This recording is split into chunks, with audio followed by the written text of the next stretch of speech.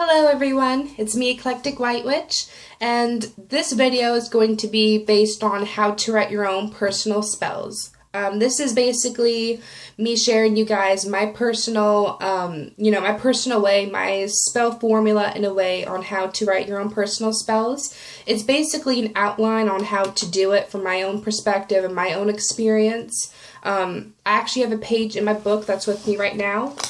This is what I'm going to be reviewing with you guys today. I showed this page on my grimoire flip-through video, so if you haven't seen it, feel free to check it out. I just flipped through my book if y'all are interested in seeing it. So I guess the first thing I should say about writing your own spell is that, you need to have a basic knowledge of the craft. And what I mean a basic knowledge is there's a lot of factors that go into writing your own spell or even performing one and all that stuff, as you may already guess and assume.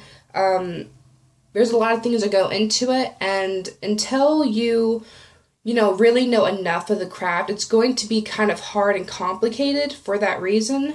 Another thing I want to say is that not only should you be, educated on the craft, you also, it's also okay, because I do this as well. I go online sometimes. I belong to some, witch groups on Facebook and stuff like that, so I can connect with, other witches and stuff like that. Sometimes when I'm writing my own personal spells, I like to compare with other spells that I see. Sometimes I like to see what they incorporate to see if I would want to do something similar, and that type of thing. So if you do that, that's perfectly okay. I just find it personally best to just write my own spells. It has your own energy, your own intent, that type of thing.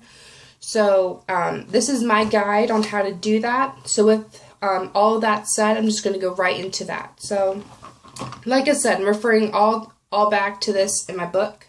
So if you see me looking down, that's what I'm doing. But I'm going to get right into it. Okay, so the first thing that's very important, I should say there's 4 steps, by the way. 4 basic general steps. And the first one is you need to confirm what is desired. What is your goal and your intent? Do you want to have a love spell? Is it a binding spell, a banishing spell? Whatever it may be, determine what exactly it is you want. Okay. 2. Decide on what your motivation is. What are your thoughts and feelings? Now, this is a very important, I remind you, important concept that most people don't even really think about anymore. Basically, you need to keep in mind that, your emotions do charge a ritual and a spell. And I will refer back to this again, but, your thoughts and your feelings, that's all energy. And all of that's going to go right into your spell when you're writing it, when you're performing it. For example, let's say you have a cheating boyfriend or girlfriend, and you're really paranoid and you want to do a love spell or something, which I do not agree with, but this is just an example. And you want to do a love spell, and, even though the spell itself is focused for love, because your significant other cheated, you may have, really bad, messed up feelings. You may be sad or mad, resentment, all those things. So when you're performing your spell, even though your spell is meant for this, if you have thoughts and feelings that are something else, all of that gets thrown in as well. And that can distort and change the outcome of what you want. So definitely keep that in mind. That's why a lot of people, before they do their actual spell practice, they may meditate or ground before, cleanse themselves, they may listen to music, whatever gets you in a really calm state, a calm state of mind, to clear your mind, to only focus directly on your specific spell, that's what's best. 3. Decide what magical witchcraft method you will use to achieve your goal. What tools, what items, what time of day or night, year, whatever. What type of incantations or words would you like to use? Do you want them to rhyme? And this is probably the most difficult step. Like I said, it's very important to be educated on the craft for this reason, and that's why most people, they rather go online or ask other people for specific spells. I will tell you, like, for an example, it's really not that hard. It's just you got to think about what spell you're doing and then what you can use for that spell. Like, I will use an example about the love spell because I said it before. You know, if you're doing, like, if I was to personally do a love spell, I would use, I would make a herbal mixture. I would probably use my lavender essential oil. I would probably use rose petals, you know, other things like that. I'm trying to think on the top of my head because I have other pages in my book specifically on this type of stuff. Candles, here's one. You can use candles for, you know, white candles. You could use red candles, pink candles, you know, a picture of your lover. You know, this step, you know, what method you're using, you can use there's so many ways to accomplish what you want, you know, and there's so many different types of magic that you can use. I will list some just for that reason.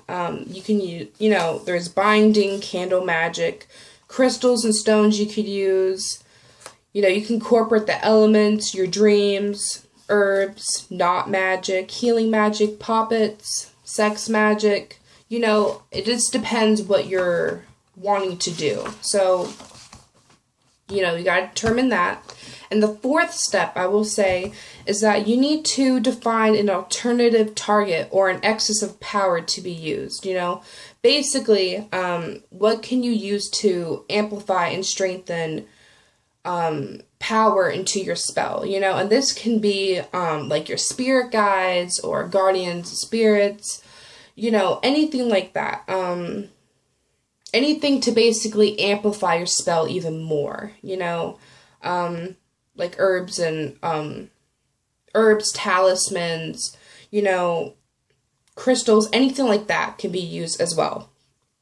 Now, I have some special, those were the 4 general steps on how to write your own spells. Now, I have some other things to mention as well that are just as important. So I'm going to read them to you. The primary thing that makes spells work is their emotional aspect, their emotional charge into it. The primary thing that makes spells work is the emotional aspect invested in them. The right emotion enables a witch to send out an effective pulse of power, so that energy. So like I said, anything that you're feeling or thinking or anything like that, that goes into it as well. So like I said, keep that in mind.